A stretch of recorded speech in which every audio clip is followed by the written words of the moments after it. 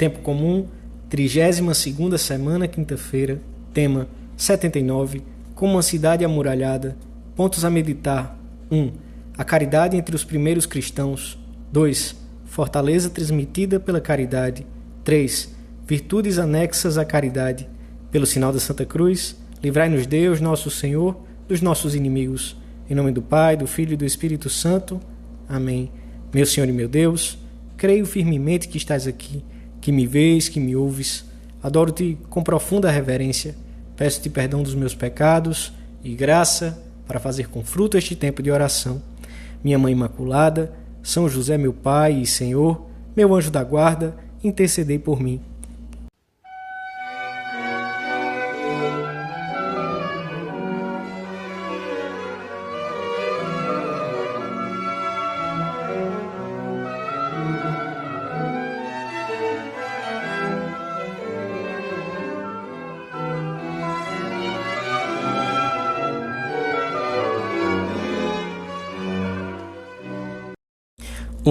Uma das leituras da missa de hoje é um trecho da Epístola a Filemon, a mais breve que São Paulo escreveu e uma das mais comoventes.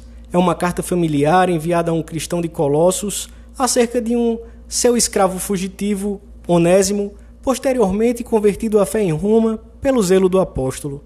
É mais uma mostra, por outro lado, do espírito universal do cristianismo primitivo, que acolhia no seu seio pessoas abastadas como Filemon ou escravos como Onésimo. Assim o sublinha São João Crisóstomo. Áquila exercia sua profissão manual. A vendedora de púrpura dirigia sua oficina. Outro era guarda de uma prisão. Outro, centurião como Cornélio.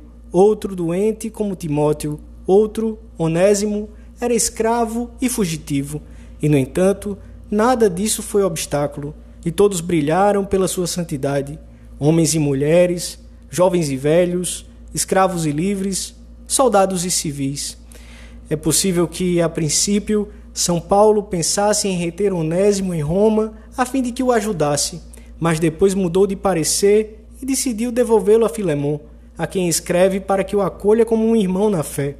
O tom utilizado pelo apóstolo não é o de uma ordem, ainda que o pudesse fazer pela autoridade que tinha, mas de súplica humilde, em nome da caridade. A súplica revela o grande coração de Paulo. Eu, Paulo, já velho e agora prisioneiro de Cristo Jesus, suplico-te pelo meu filho Onésimo, que gerei entre cadeias outrora inútil para ti, mas agora útil para ti e para mim. Eu te devolvo e tu recebe-o como se fosse o meu próprio coração. Queria retê-lo comigo para que me servisse em teu lugar na minha prisão pelo Evangelho. Se em outro tempo o escravo for inútil para o seu amo, pois fugira, agora será útil. O jogo de palavras empregado pelo apóstolo prende-se como o nome Onésimo, útil, como se quisesse dizer que se antes Onésimo não tinha honrado o seu nome, agora sim, mais ainda, não só passava a ser útil ao apóstolo, mas também ao próprio Filemon, que devia recebê-lo como se tratasse do próprio Paulo em pessoa. Se me tens por amigo, recebe-o como a mim. Vede Paulo escrevendo a favor de Onésimo, um escravo fugitivo, de São João Crisóstomo. Não se envergonha de chamá-lo seu filho, suas próprias entranhas, seu irmão, seu bem-amado. Que diria eu? Jesus Cristo abaixou-se até tomar por irmãos os nossos escravos. Se são irmãos de Jesus Cristo, também os são nossos. As palavras do apóstolo cobram toda a sua força por terem sido escritas numa época bem conhecida pelo pouco ou nenhum apreço em que se tinham os escravos. Foi sobre esse pano de fundo que se viveu a caridade, com tal vigor que se compreende que os primeiros cristãos assombrassem o mundo. Se isto foi o que fizeram os primeiros cristãos, havemos nós de excluir do nosso trato e da nossa amizade, seja quem for, por razões sociais, de raça, de educação? Com bom humor e com grande afeto, o apóstolo diz a Filemon: se em alguma coisa te prejudicou ou te deve alguma coisa, passa-o para minha conta. Eu, Paulo, escrevo do meu próprio punho. Eu te pagarei, para não te dizer que me deves a tua própria pessoa. Recorda-lhe que, se fossem fazer as contas a sério, o apóstolo sairia ganhando, já que Filemon devia a Paulo o dom mais precioso que possuía, a sua condição de cristão. Nós temos de aprender daqueles primeiros cristãos a viver a caridade com a profundidade com que eles a levaram à prática, especialmente com os nossos irmãos na fé. Este é o nosso primeiro apostolado, para que perseverem nela, e com os que se encontram longe de Cristo, para que através do nosso afeto se aproximem dele e o sigam. 2. O irmão ajudado pelo seu irmão é tão forte como uma cidade amuralhada. Lemos no livro dos Provérbios. Naqueles primeiros tempos em que se acumulavam tantas dificuldades externas, a fraternidade era a melhor defesa contra todos os inimigos. Levai os fardos uns dos outros e assim cumprireis a lei de Cristo. Exortava São Paulo aos Gálatas. A caridade bem vivida torna-nos fortes e seguros como uma cidade amuralhada, como uma praça forte e inexpugnável a todos os ataques. A nossa disposição perante os outros, quando os vemos esgotados, sobrecarregados de trabalho e de dificuldades, deve ser sempre a de ajudá-los a carregar esses fardos, muitas vezes tão pesados. Santo Inácio de Antioquia aconselhava ao seu discípulo São Policarpo: carrega sobre ti, como perfeito atleta de Cristo, as enfermidades de todos. Trata-se de uma responsabilidade que recai sobre todos os cristãos. Cada um de nós deve estar sempre atento às necessidades dos outros, e muito especialmente daqueles que o Senhor nos confiou. Estes são os teus servos, meus irmãos, meus senhores, escreve Santo Agostinho, que tu quiseste que fossem teus filhos, meus senhores, e a quem mandaste que servisse se queria viver contigo de ti. A preocupação por ajudar os outros tirar-nos-á da excessiva preocupação por nós mesmos e dilatará o nosso coração. Nem a falta de tempo, nem o excesso de responsabilidades, nem o temor de complicar a vida poderão justificar as nossas omissões nesta virtude.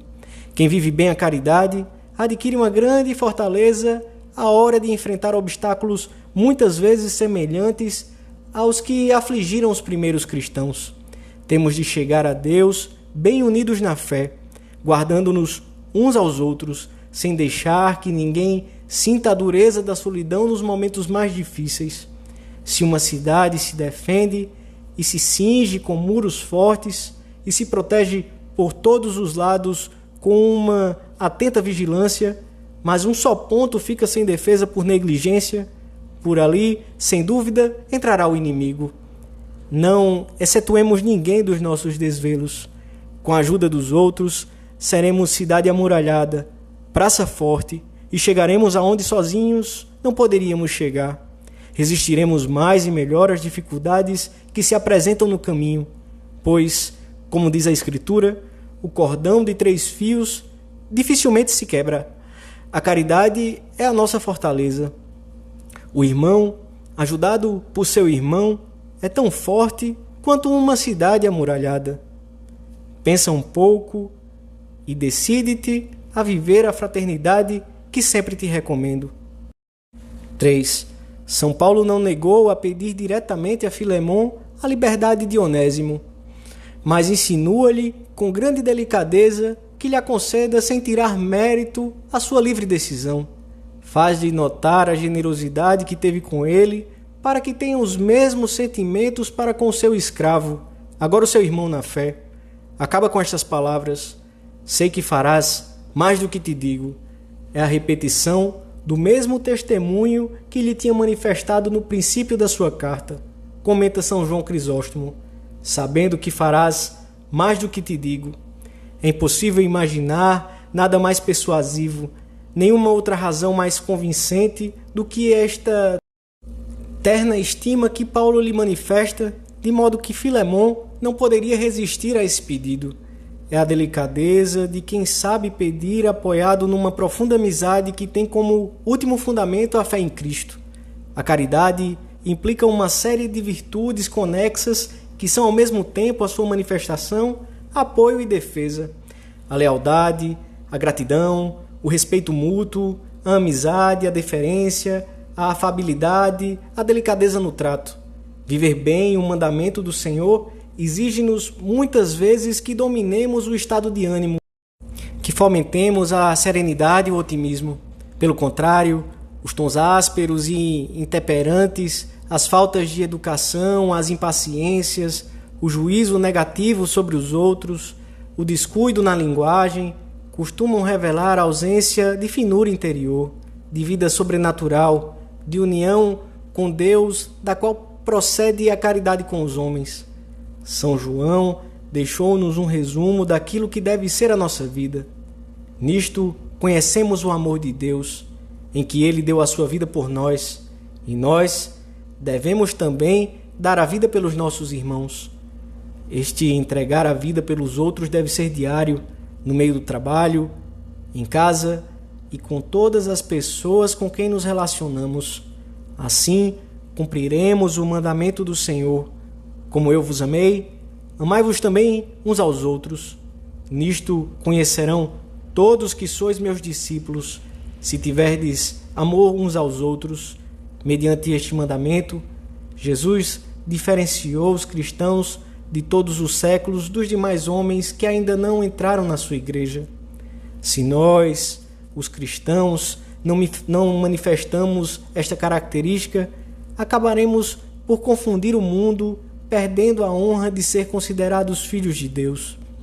Em tal caso, como nécios, não aproveitamos a arma talvez mais forte de que dispomos para dar testemunho de Deus no nosso ambiente, congelado pelo ateísmo paganizante, indiferente e supersticioso. Que o mundo possa contemplar atônito um espetáculo de concórdia fraterna e diga de nós, como dos que gloriosamente nos precederam: vede como se amam. Dou-te graças, meu Deus, pelos bons propósitos, afetos e inspirações que me comunicaste nesta meditação. Peço-te ajuda para os pôr em prática. Minha Mãe Imaculada, São José, meu Pai e Senhor, meu anjo da guarda, intercedei por mim.